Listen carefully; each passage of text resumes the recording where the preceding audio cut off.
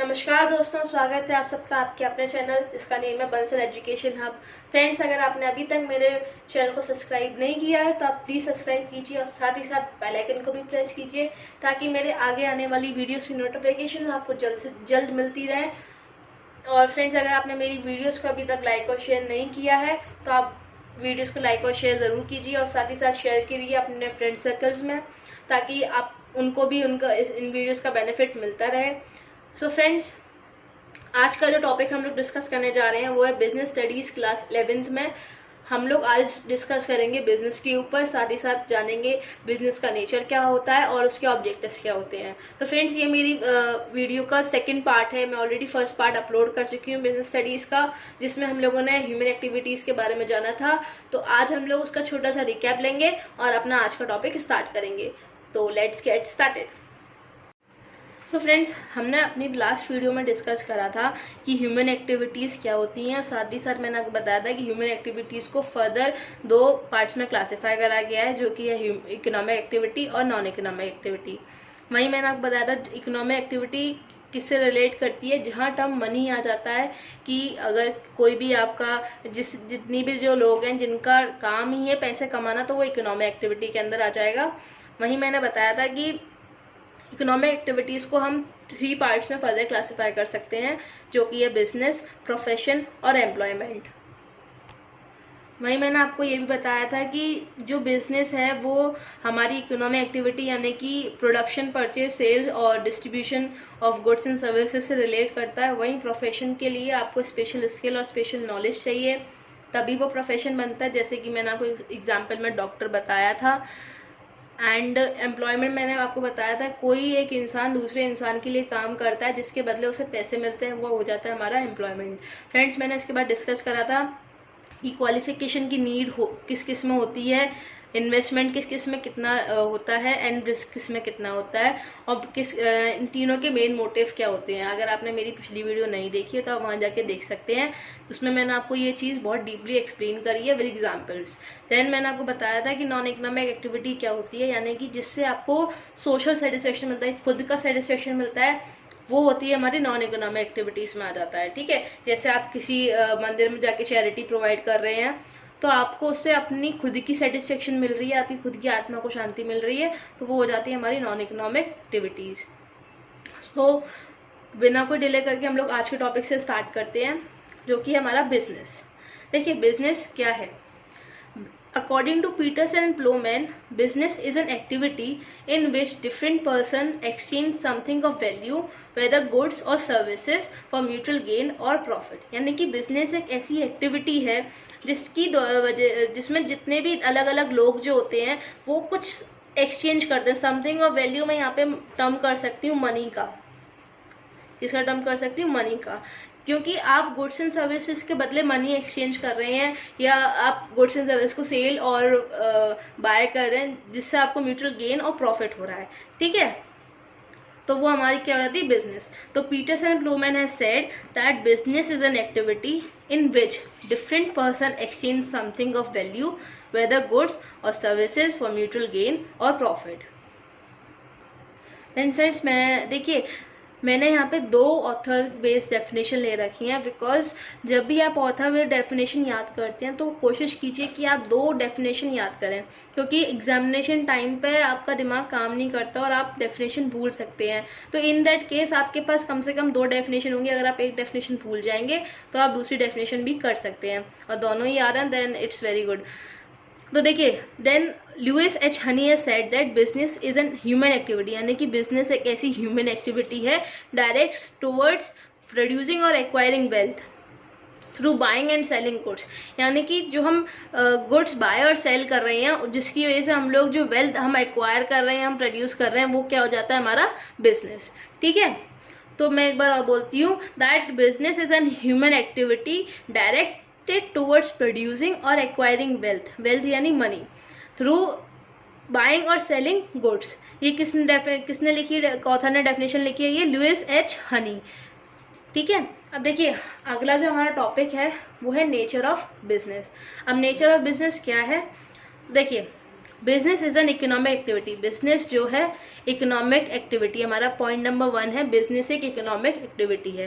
तो फ्रेंड्स, मैंने अपनी पिछली वीडियो में भी आपको बताया था कि बिजनेस इकोनॉमिक एक्टिविटी क्यों है, क्योंकि बिजनेस का मेन एम होता है टू अर्न मनी, और जहाँ टर्म मनी आ जाता है तो वो चीज़ अपने आप इकोनॉमी से रिलेट हो जाती है, इसलिए बिजनेस जो है इकोनॉमिक एक्टिविटी है। सेकंड जो हमारा पॉइंट है वो क्या है, it is related to production और procurement of goods and services.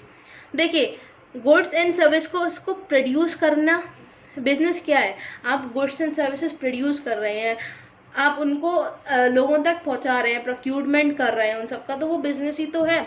अभी आपकी कोई फर्म है तो वहाँ आप प्रोडक्ट्स बना रहे हैं, ठीक है, वहाँ पे आप प्रोडक्ट्स बना रहे हैं, तो वो क्या है, आपका प्रोडक्शन है गुड्स एंड सर्विसेज का। सर्विसेज मैं बोल सकती हूँ कि जो फिनिश प्रोडक्ट्स हैं आप उनको ट्रांसपोर्ट करके कंज्यूमर तक पहुँचा रहे हैं, तो वो आपकी सर्विस हो जाती है। तो बिजनेस यही होता है, ठीक है, यानी कि business is related to production and procurement of goods and services. Then हमारा थर्ड पॉइंट क्या है, it is related to sales और exchange of goods and services for the satisfaction of human needs.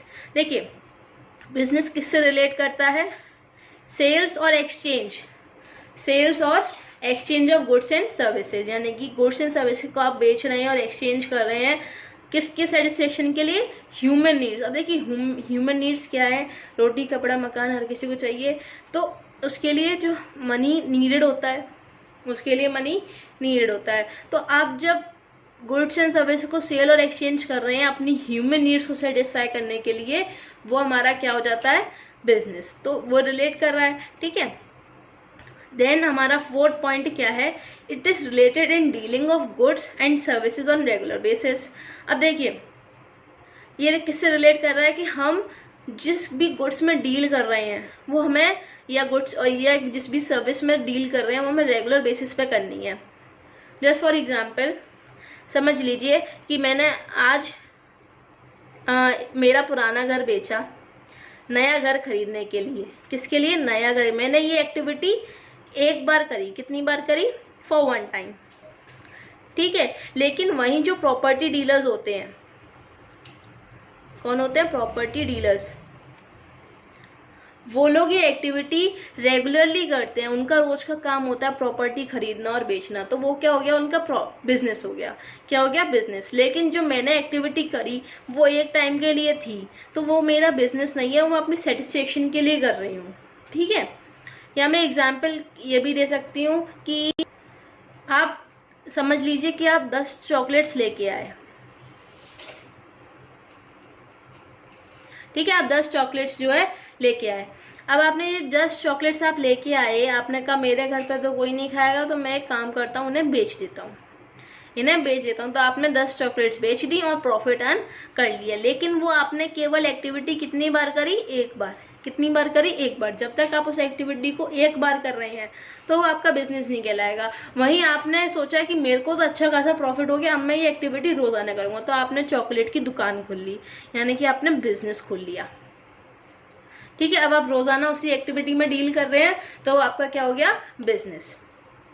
अब देखिए, बिजनेस का main purpose क्या है, to earn profit. Its main purpose is earning profit.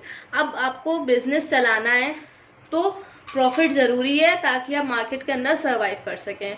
तो बिजनेस का जो मेन पर्पस होता है कि वो प्रॉफिट कमाए, ठीक है। अनसर्टेनिटी ऑफ रिटर्न, अब देखिए इसको हम बोल सकते हैं रिस्क। बिजनेस के अंदर रिस्क फैक्टर इन्वॉल्व होता है, बिजनेस के अंदर रिस्क फैक्टर इन्वॉल्व होता है। तो देखिए कैसे होता है, अभी आप एग्जांपल लीजिए कि आपकी शॉप है, आपने पूरा स्टॉक फुल कर रखा है, ठीक है। अब ड्यू टू लॉकडाउन, जैसे अभी मैं करंट सिचुएशन की बात करूं, लॉकडाउन लग गया तो आपका जो माल है वो खराब हो गया, या चूहे उतर गए, या आपका माल खराब ही हो गया एक तरीके से, तो क्या है, आपको उस माल का क्या हो गया, लॉस, क्योंकि आपको उसके पैसे डीलर को देने हैं जिससे आपने वो खरीदा है, लेकिन आपको उसके लिए कुछ नहीं मिला, आपको उस माल के लिए कोई पैसे नहीं मिले, तो आपका क्या हो जाएगा, लॉस। क्या हो जाएगा, लॉस। तो काफ़ी सारे फैक्टर्स होते हैं जो बिजनेस में लॉस प्रोवाइड करते हैं, या एनवायरमेंटल चेंजेस की वजह से रिस्क इन्वॉल्व होता है, ठीक है। अभी आप अपना स्टॉक पूरा, अभी आप या ये भी समझ सकते हैं, समझिए जैसे कि अभी रिसेंटली डेनिम्स का फैशन चल रहा है, ठीक है, तो आपने कहा मेरे डेनिम्स खत्म हो गई हैं तो मैं 100 पीसेस और मंगवा लेता हूँ। कितने पीसेस? 100 पीसेस। लेकिन डेनिम्स का फैशन अचानक से ही चेंज हो गया और वो आ गया जीन्स में। किसमें कन्वर्ट हो गया? जीन्स में। या फिर जो नॉर्मल जीन्स होती हैं, मैं उनकी बात करूँ, डेनिम्स की बात नहीं कर रही। तो जो आपने डेनिम्स मंगाई हैं तो वो आपके माल वेस्ट हो जाएगा, क्योंकि due to change of fashion उसको कोई खरीदेगा नहीं। तो कहीं ना कहीं आपने जो स्टॉक अपने रख रखा है वो आपका खराब हो जाएगा। तो उसमें रिस्क फैक्टर इन्वॉल्व होता है। क्यों? मेरा बेसिक कहने का मतलब ये है, due to many of the external factors आपका जो स्टॉक है या जो भी आप समझ लीजिए, उसमें आपका लॉस भी हो सकता है। ज़रूरी नहीं है कि बिजनेस में हमेशा प्रॉफिट हो। तो काफ़ी ये जो बिजनेस होता है उसमें रिस्क इन्वॉल्व होता है, चाहे आप प्रोडक्शन कर रहे हो, चाहे आपकी छोटी सी दुकान हो, चाहे आपको बड़ी सी फर्म हो, कुछ भी हो, रिस्क फैक्टर हमेशा इन्वॉल्व होगा। तो फ्रेंड्स, हमारा जो नेक्स्ट टॉपिक है वो है हमारा ऑब्जेक्टिव ऑफ बिजनेस, यानी कि बिजनेस के क्या ऑब्जेक्टिव है। तो ये देखिए, ये हम लोगों का 3 कैटेगरी में कैटेगराइज है। यानी कि एक हमारा हो गया इकोनॉमिक ऑब्जेक्टिव, सोशल ऑब्जेक्टिव और ह्यूमन ऑब्जेक्टिव। अब देखिए, इकोनॉमिक ऑब्जेक्टिव में क्या क्या हमारे 3 पॉइंट्स हैं। सर्वाइवल है, प्रॉफिट है और ग्रोथ है। अब देखिए, सर्वाइवल क्या होता है, मैंने यहाँ लिख रखा है, the basic purpose of every organisation is to survive and exist in the competition market. यानी कि जो कंपटीशन मार्केट है उसके अंदर उसको एग्जिस्ट करना है, सर्वाइव करना है, वो भी लॉन्ग पीरियड ऑफ टाइम के लिए। यहाँ शॉर्ट पीरियड ऑफ टाइम की बात नहीं चल रही, ठीक है। अब कोई भी अगर कोई ऑर्गेनाइजेशन है तो आप चाहेंगे कि आज का जो कंपटीशन मार्केट में इतना टफ है कि उसमें सर्वाइव कर पाना बहुत डिफिकल्ट है। जब तक आप नए नए ऑफर्स या नई नई स्कीम्स नहीं लेके आ पाएंगे या कंज्यूमर को सेटिस्फाई नहीं कर पाएंगे, तब तक आप मार्केट के अंदर सर्वाइव नहीं कर सकते, ठीक है। तो हाँ, आज के टाइम में मार्केट में सर्वाइव करना बहुत बड़ी बात होती है। यानी कि आपकी ऑर्गेनाइजेशन बंद नहीं हो जाएगा इन पर। अगर आप वो सर्वाइव नहीं कर पाई तो समझ लीजिए वो बंद होने की कगार पर है, एंड पॉइंट चल रहा है उसका। तो सर्वाइव करना मार्केट में इंपॉर्टेंट है। वहीं प्रॉफिट क्या बोलता है, every organisation need is to have accurate amount of profit. हर ऑर्गेनाइजेशन की जो नीड है वो ये होती है कि वो एक एक्यूरेट, एक सही अमाउंट में प्रॉफिट ले सके, एक सही अमाउंट में प्रॉफिट कमा सके, ठीक है। अब देखिए, आप खुद सोचिए, प्रॉफिट एक ऑर्गेनाइजेशन के लिए कितना इंपॉर्टेंट होता है। अगर आपको ऑर्गेनाइजेशन को प्रॉफिट नहीं हो रहा तो आप मार्केट में सर्वाइव भी नहीं कर पाएंगे। प्रॉफिट होना जरूरी है, प्रॉफिट होना जरूरी है। अब अगर आपको उतनी ही, यानी कि एक्यूरेट, यानी कि नॉर्मल प्रॉफिट हो रहा है जिससे आप मार्केट में केवल सर्वाइव कर पा रहे हैं, तो आप सर्वाइव तो कर रहे हैं लेकिन वहां आपकी ग्रोथ नहीं हो रही। ग्रोथ और एक्सपेंडेशन का मतलब होता है कि आप अपने बिजनेस को बढ़ा रहे हैं, अब जैसे कि आगरा के फेमस,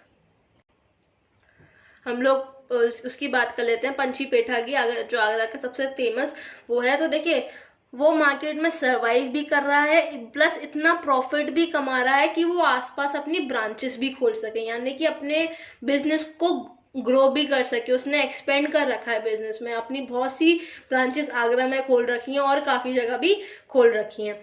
तो वो भी चीज़ हो जाती है, यानी कि बेसिक क्या है, जहाँ इकोनॉमी की बात आ जाती है, यहाँ आपकी सारी जितनी भी ऑब्जेक्टिव्स हैं वो इकोनॉमी से रिलेटेड है। आपको मार्केट में सर्वाइव करना है, आपको प्लस मार्केट में प्रॉफिट भी चाहिए, देन आपको मार्केट में ग्रोथ भी करनी है, यानी कि अपने बिजनेस को एक्सपेंड भी करना है, ठीक है। वहीं सोशल ऑब्जेक्टिव किससे रिलेटेड होता है? सोशल ऑब्जेक्टिव यानी कि आप सोसाइटी के लिए कुछ कर रहे हैं। किसके लिए कर रहे हैं? सोसाइटी के लिए। अब देखिए, पहला पॉइंट है supply of desired quality of products. देखिए, इसका मतलब क्या है कि जो कंज्यूमर्स आपसे क्वालिटी एक्सपेक्ट कर रहे हैं, आप उनको वही क्वालिटी प्रोडक्ट्स दे पा रहे हैं कि नहीं। यानी कि अगर कंज्यूमर आपसे A1 क्वालिटी प्रोडक्ट्स को डिजायर कर रहा है, मांग रहा है या उम्मीद कर रहा है आपसे, तो आप उसे वही सप्लाई कीजिए। अगर आप उसने A1 क्वालिटी प्रोडक्ट्स की डिमांड करी, आप उसे बेकार क्वालिटी प्रोडक्ट्स दे रहे हैं, तो वो कहीं ना कहीं आप सोशल ऑब्जेक्टिव पूरा नहीं कर रहे हैं। Then avoiding unfair trade practices. देखिए, इसका मैं रीसेंट एग्जांपल दे सकती हूँ। अभी आप लोग न्यूज़ में सुन रहे होंगे दैट वैक्सीन्स की काफ़ी सारी ब्लैक मार्केटिंग चल रही है। तो वो क्या है, अनफेयर ट्रेड प्रैक्टिसेस हैं। तो एक बिजनेसमैन को, एक एंटरप्रेन्योर को ये अनफेयर ट्रेड प्रैक्टिसेस को अवॉइड करना चाहिए, क्योंकि कहीं ना कहीं उसके बिजनेस पे तो इम्पैक्ट डाल ही रही है, प्लस उसकी गुडविल पे भी इम्पैक्ट डाल रही है। बेशक वो उससे प्रॉफिट ज़्यादा हाई कमा रहा है, लेकिन ये गलत है, ये गलत है, उसे अवॉइड करना चाहिए। देन एम्प्लॉयमेंट जनरेशन क्या है? अनएम्प्लॉयमेंट की प्रॉब्लम बहुत है इंडिया में। अब अगर आप मार्केट में, सोसाइटी में एम्प्लॉयमेंट जनरेट कर रहे हैं, तो कहीं ना कहीं आप सोशल ऑब्जेक्टिव पूरा कर रहे हैं। समझ लीजिए, अगर आपकी एक प्रोडक्शन यूनिट है, आप गुड्स प्रोड्यूस कर रहे हैं, अगर आप वहाँ पे कम से कम 50 लोगों को एम्प्लॉयमेंट दे रहे हैं, तो कहीं ना कहीं आप इकोनॉमी में, या इकोनॉमी में तो पार्ट प्ले कर रहे हैं, लेकिन आपका सोशल ऑब्जेक्टिव उससे पूरा हो रहा है, आप एम्प्लॉयमेंट जनरेट कर रहे हैं, आप लोगों को नौकरी दे रहे हैं। वहीं कम्युनिटी सर्विस क्या बोलता है कि आप लोगों, जैसे NGOs है, ठीक है, आपका बिजनेस चल रहा है, लेकिन आपने NGO में एक एक्यूरेट अमाउंट चैरिटी में दे दिया, ठीक है, आप सेमिनार्स कर रहे हैं, या फिर आपने समझ लीजिए आप फ्री एजुकेशन प्रोवाइड कर रहे हैं उन बच्चों को जो बच्चे नहीं ले पा रहे हैं एजुकेशन, या उनके पास इतना पैसा नहीं है, तो आप कम्युनिटी सर्विस भी कर रहे हैं, आप कहीं ना कहीं सोशल ऑब्जेक्टिव पूरा कर रहे हैं। देन सबसे मेन पॉइंट है, यह बहुत सिंपल से पॉइंट है, अवॉइडेंस ऑफ पॉल्यूशन। आप अपने जो भी आप प्रोडक्शन कर रहे हैं, आप उससे पॉल्यूशन नहीं फैला रहे, तो आप सोशल ऑब्जेक्टिव पूरा कर रहे हैं, ठीक है। देन हमारा जो लास्ट ऑब्जेक्टिव है बिजनेस का, जो हमने क्लासिफाई करा था, वो था हमारे ह्यूमन ऑब्जेक्टिव से। अब देखिए, ह्यूमन ऑब्जेक्टिव का मतलब यहाँ ये नहीं है कि हम हर ह्यूमन की बात कर रहे हैं, नहीं। अगर आपकी ऑर्गेनाइजेशन है, अगर वहाँ पे 100 लोग काम कर रहे हैं, तो हम केवल इन 100 लोगों की बात कर रहे हैं, यानी कि आपके एम्प्लॉयज की बात हो रही है। ह्यूमन ऑब्जेक्टिव में केवल और केवल आपके एम्प्लॉयज की बात हो रही है। देखिए, इसमें पहला पॉइंट क्या है, गुड वर्किंग कंडीशंस। जो आपके एम्प्लॉयज हैं, आप उनको अच्छी वर्किंग कंडीशन प्रोवाइड कर रहे हैं। अब जो प्रोडक्शन यूनिट में जो लोग काम कर रहे हैं, आप उनको प्रॉपर ग्लव्स दे रहे हैं, ठीक है, और प्रॉपर यूनिफॉर्म दे रहे हैं, ताकि उनको कोई दिक्कत ना हो, या उनका हाथ वाथ सेफ रहे। तो वो चीज़ होती है, आप उनको गुड वर्किंग कंडीशन प्रोवाइड कर रहे हैं। मैं एक और एग्जांपल दे सकती हूँ। समझ लीजिए, जैसे कि आपका कोई आपके यहाँ कोई अकाउंटेंट काम कर रहा है, ठीक है, तो अकाउंटेंट को देखो, उसका नेचर ऑफ जॉब ऐसा है कि उसको एक प्रॉपर कैबिन चाहिए, तभी तो वो काम करेगा। लेकिन आपने क्या करा, आपने बोला कि अब यहाँ बाहर कुर्सी डाल के बैठ जाओ, मेरा अकाउंट्स मेंटेन कर लो। तो वो क्या है, आप उसे वर्किंग कंडीशन प्रोवाइड नहीं कर पा रहे। वहीं कॉम्पिटिटिव सैलरी, अब सेम एग्जाम्पल ले लेते हैं। आपके यहाँ अकाउंटेंट हायर है, वो 20,000 रुपये पे आपके यहाँ काम कर रहा है, ठीक है। वहीं दूसरा उसका एक फ्रेंड है अकाउंटेंट, वो दूसरी जगह पर है, उसको 30,000 रुपये मिल रहे हैं। तो क्या ये सही है? नहीं। आपको कॉम्पिटिटिव सैलरी देनी, यानी कि जो आपकी अपोजिशन फर्म है, वो अपने एम्प्लॉयज को जितना पैसा दे रही है, आप उससे कॉम्पिटिटिव सैलरी तो प्रोवाइड करोगे उन लोगों को, ठीक है, ताकि आपके यहाँ वो अपना पूरे एफर्ट्स लगा सकें आपकी ऑर्गेनाइजेशन के अंदर। वहीं पर्सनल ग्रोथ का क्या मतलब है, जैसे ऑफिस में लोग काम करते हैं, तो आप उनको ऑन द जॉब ट्रेनिंग दे रहे हैं, वो जो काम कर रहे हैं वो तो कर ही रहे हैं, साथ में आप उनको नया कुछ और सिखा रहे हैं, तो वो क्या है, आप उनकी पर्सनल ग्रोथ करा रहे हैं। जैसे कि अब समझ लीजिए, लाइक अभी कंप्यूटर्स और मोबाइल्स नए नए आए हैं, जो मतलब जो हमारी पुरानी जनरेशन है उनके लिए ये चीज़ नई है कि नहीं है। तो जब कंप्यूटर आया होगा, तब लोगों को कंप्यूटर चलाना नहीं आता था, तो उन्होंने क्या करा होगा, on the job training provide करी होगी, तब जाके उन लोगों को कंप्यूटर चलाना आया। जो हमारी पुरानी जनरेशन है उसकी बात कर रही हूँ मैं, ठीक है। तो हमारी हो जाती पर्सनल ग्रोथ के अंदर। देन हमारा अगला पॉइंट है पीयर रिकग्नाइजेशन। पीयर रिकग्नाइजेशन का मतलब बहुत ईजी होता है। अगर आपका कोई एम्प्लॉय अच्छा काम कर रहा है, तो आप उसे अप्रिशिएट करें, क्योंकि कहीं ना कहीं आपका अप्रिशिएशन उसके लिए मोटिवेशन का काम करेगा। मैं अपना एग्जांपल दे रही हूँ, मैं आपके लिए वीडियोस लेके आ रही हूँ, ठीक है, आप मुझसे कमेंट बॉक्स में क्वेश्चन पूछते हैं, या मेरी वीडियोस को लाइक करते हैं, या मेरी वीडियोस को शेयर करते हैं, मेरे चैनल को सब्सक्राइब करते हैं, तो वो क्या है, मेरे लिए एक मोटिवेशन का काम कर रहा है। आप तभी तो करेंगे जब आपको मेरी वीडियोस अच्छी लग रही हैं, तो और अगर नहीं लग रही तो आप नहीं करेंगे तो मेरे लिए अप्रिसिएशन क्या होगा कि आप मेरे वीडियो को सब्सक्राइब करें, चैनल को सब्सक्राइब करें, प्लस मेरी वीडियो को लाइक और शेयर भी करें। तो वो मेरे लिए अप्रिसिएशन होगा, मेरे लिए वो मोटिवेशन काम करेगा। ठीक है। देन स्पेशल बेनिफिट्स, इसमें आप कुछ भी ले सकते हैं। जैसे कि अगर आप अपने एम्प्लॉय से बहुत ज़्यादा खुश हैं तो आप उसे सैलरी में गेन दे सकते हैं कि इंक्रीमेंट दे दिया आपने या बोनस दे दिया आपने। ये सब हमारे स्पेशल बेनिफिट्स में आ जाते हैं। तो फ्रेंड्स, आज की वीडियो बहुत लंबी हो रही है, इसलिए आज के लिए इतना ही। And please do subscribe my channel. अगर आपको मेरी वीडियोस पसंद आ रही हैं तो उसे लाइक और शेयर कीजिए अपने फ्रेंड सर्कल में, ताकि वो लोग भी इन वीडियोस का उतना ही बेनिफिट ले सकें जितना कि आप ले रहे हैं। और अगर आपको कोई डाउट है तो आप कमेंट सेक्शन में पूछ सकते हैं। मैं पूरी कोशिश करूँगी आपके डाउट को सॉल्व करने की। तो थैंक यू। प्लीज़ मेरे चैनल को सब्सक्राइब कीजिएगा, वीडियोस को लाइक और शेयर कीजिएगा।